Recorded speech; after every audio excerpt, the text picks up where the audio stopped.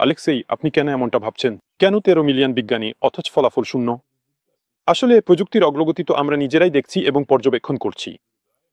হ্যাঁ, কিছু কিছু ক্ষেত্রে অগ্রগতি আছে, কিন্তু একই ধরনের অগ্রগতি তো অন্য ক্ষেত্রেও হওয়া উচিত ছিল। বায়োমেডিসিন, জ্বালানি, পরিবহন প্রযুক্তি, শুধু সড়ক নয়, উড়ন্ত, মহাকাশ সংক্রান্ত নানা ধরনের পরিবহন প্রযুক্তি।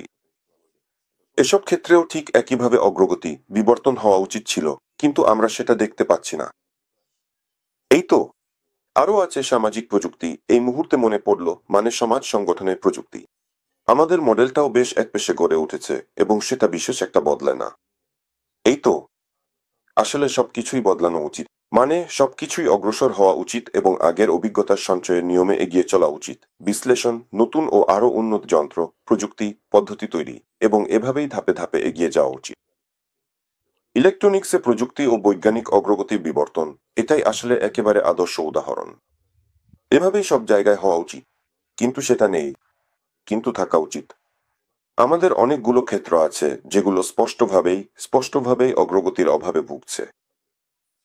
যেমন ধরো জেনেটিক্স, মানে আমরা এখন ইটের মতো করে গড়ে তুলতে পারি, হয়তো পিঁপড়ে না, কিন্তু অন্তত কিছু সহজ কোষ তো বানানো যায়।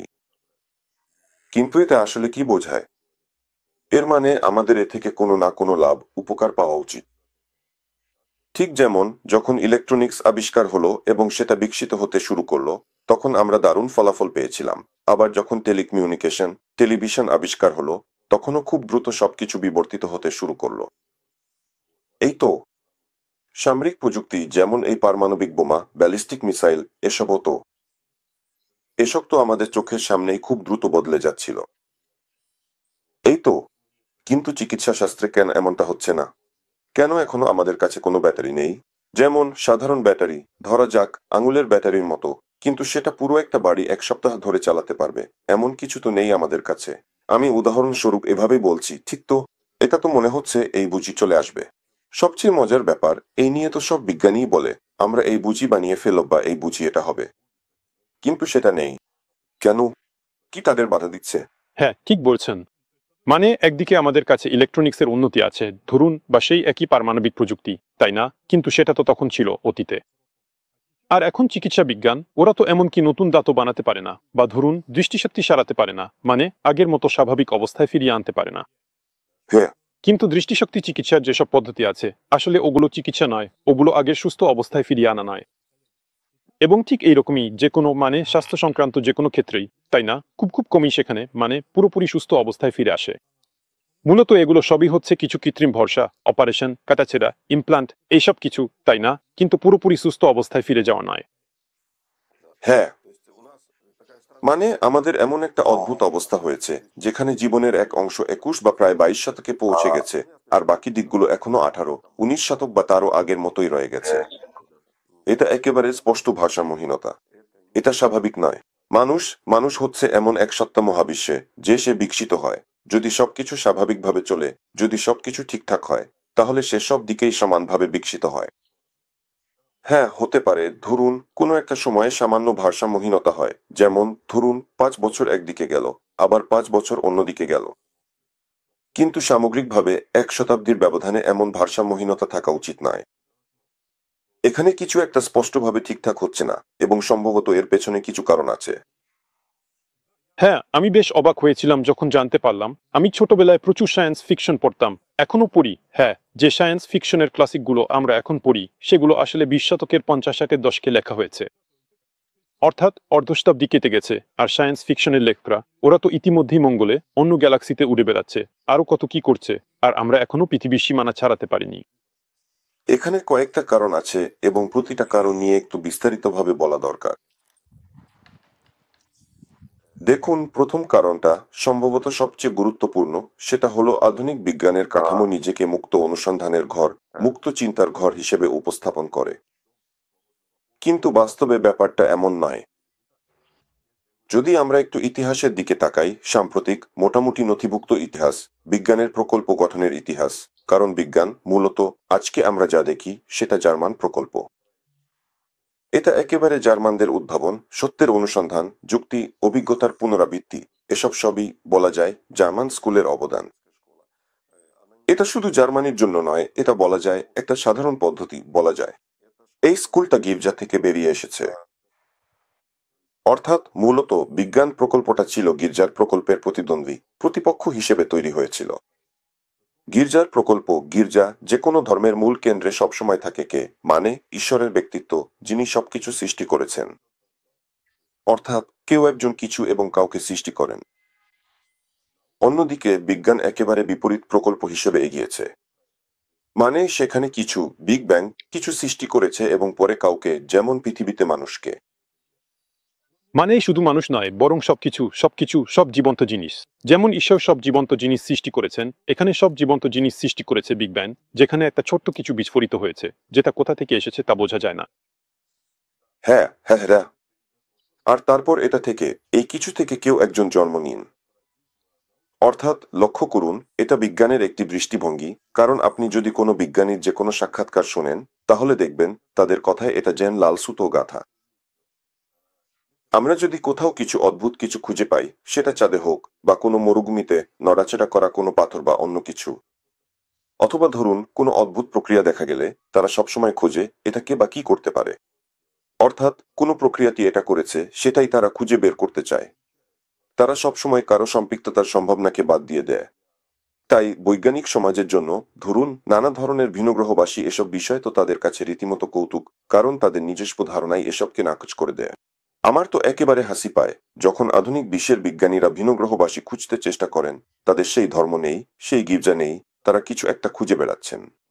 তারা চমৎকারভাবে নানা প্রক্রিয়া খুঁজে পাবেন। কিন্তু ধরুন আপনি বাড়ি থেকে বেরিয়ে দেখলেন যে ফুলের টবটা আগে যেখানে ছিল সেই কোনায় বাড়ির গেটের কাছে, সেটা হঠাৎ 1 মিটার সরে গেছে, তাই তো? তাহলে বিজ্ঞানী সেই প্রক্রিয়াটাই খুঁজবে যা এটা সরিয়েছে। সে কোনো মানুষ বা ভিনগ্রহবাসী যে এটা সরিয়েছে তাকে খুঁজবে না, সে শুধু প্রক্রিয়াটাই খুঁজবে।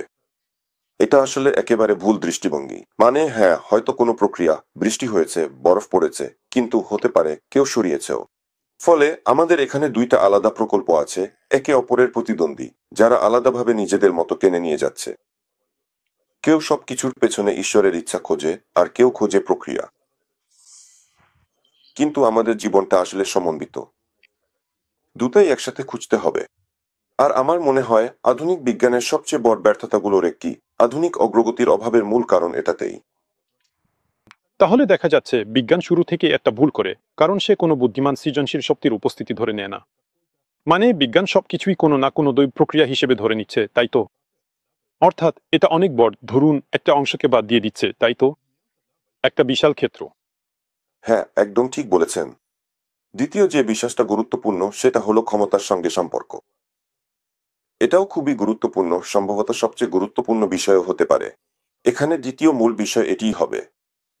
ক্ষমতা তার স্বভাবগতভাবেই নিয়ন্ত্রণ, জ্ঞানের গোপনীয়তা, তথ্যের গোপনীয়তা ধরে রাখে। অর্থাৎ যত কম একজন কর্মী সামগ্রিক চিত্র জানে, সে তত ভালোভাবে নিজের কাজটা করে। এটা বাস্তবিকভাবেই সত্য। এটা কোনো খারাপ উদ্দেশ্য থেকে নয়। কিন্তু যে কোনো ব্যক্তি যিনি ব্যবসা করেছেন বা কোনো সংগঠন চালিয়েছেন, তিনি এটা জানেন। কারণ যত বেশি একজন মানুষ জানে, এই জ্ঞানগুলোই তার কাজে বাধা দেয়। কারণ সে ভাবতে শুরু করে, সে আরো বেশি জানে, সে আরো ভালো করতে পারবে। কখনো কখনো এটা সত্যিও হতে পারে, কিন্তু বেশিরভাগ সময় এটা সামগ্রিক প্রক্রিয়ার ক্ষতি করে। তাহলে ব্যাপারটা এমন। আর বিজ্ঞান তার স্বভাবগতভাবেই নতুন জ্ঞান আবিষ্কার ও প্রকাশ করার জন্যই তৈরি। এবং এখানেই আমাদের সামনে এক ধরনের প্যারাডক্স দাঁড়ায়। ক্ষমতা যারা বিজ্ঞানের জন্য অর্থ দেয়, তারা সেটা কিসের জন্য দেয়? সরকারিভাবে বলা হয় যেন বিশ্বজগতকে উন্মোচন করতে, সেটাকে জানার জন্য, আরো বেশি জানার জন্য। কিন্তু বিজ্ঞানের একটা অংশ তো সমাজ বিজ্ঞান নিয়ে কাজ করে। আর সমাজ বিজ্ঞান আসলে মানুষের সমাজের ভেতরের চালিকাশক্তি গড়ে তোলে এবং সরাসরি খুঁজে বের করে কে সেখানে নেতৃত্ব দেয়, কে কার অধীনে থাকে, কোন পরিস্থিতিতে নেতৃত্ব দেয় ইত্যাদি।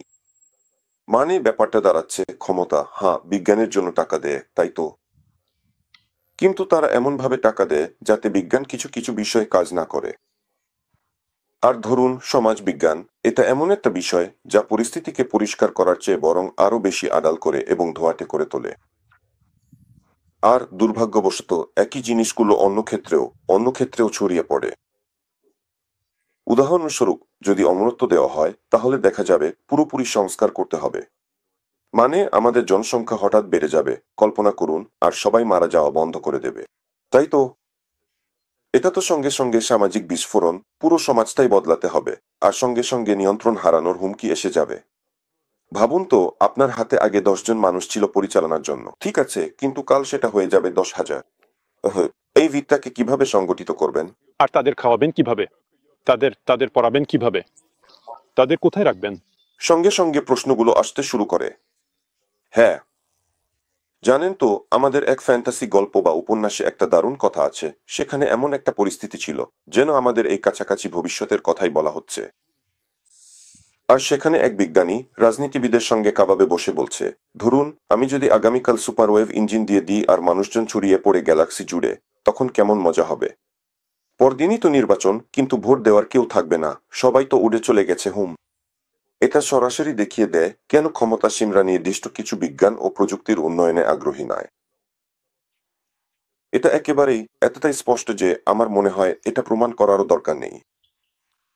ফলে দেখা যাচ্ছে বিজ্ঞান আবারও নিজের নীতির বিরুদ্ধেই চলে যাচ্ছে যখন সেটা ক্ষমতার সঙ্গে জড়িয়ে পড়ে, কারণ বিজ্ঞানকে বাধ্য হয়েই সেই ক্ষমতার সঙ্গে মানিয়ে নিতে হয় যে ক্ষমতা তাকে অর্থায়ন করে,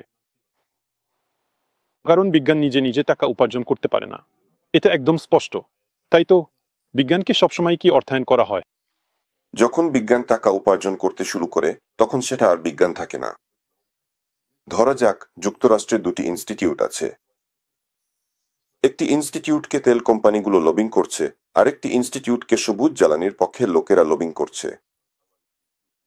তেল কোম্পানির লোকেরা প্রথম ইনস্টিটিউটে এসে বলে, আমাদের এমন গবেষণা দরকার যাতে দেখা যায় সৌরশক্তি কার্যকর নয়, আর তেলের এখনো অনেক মজুত আছে, তাই এটা যথেষ্ট পরিষ্কার। এটা এমনকি সৌরশক্তি বা উইন্ড টারবাইনের চেয়েও পরিষ্কার, কারণ উইন্ড টারবাইনে এমন অনেক উপাদান ব্যবহৃত হয় যেগুলো পুনর্ব্যবহারযোগ্য নয়।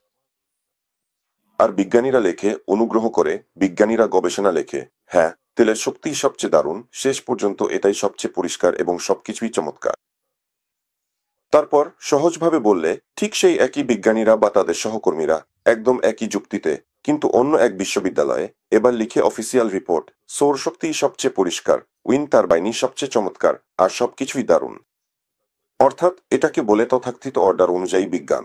আপনাদের যা দরকার আমরা সেটাই লিখে দেব। হ্যাঁ, আরও একটা ব্যাপার আছে, যখন যিনি অর্থায়ন করেন তিনি গবেষণার গতিপথে প্রভাব ফেলতে শুরু করেন, কিছু একটা গঠন করেন। তিনি বলেন, আমার জন্য এটা এভাবে করো, যেমনটা তুমি চাও, যেমনটা মানবজাতি মঙ্গলের জন্য, সেভাবে নয়। আমার দরকার এভাবে। আমি তোমাকে টাকা দিচ্ছি, তুমি এভাবেই করো। হ্যাঁ, আপনি যা বর্ণনা করলেন সেটাই প্রায় 95% বিজ্ঞানের চিত্র।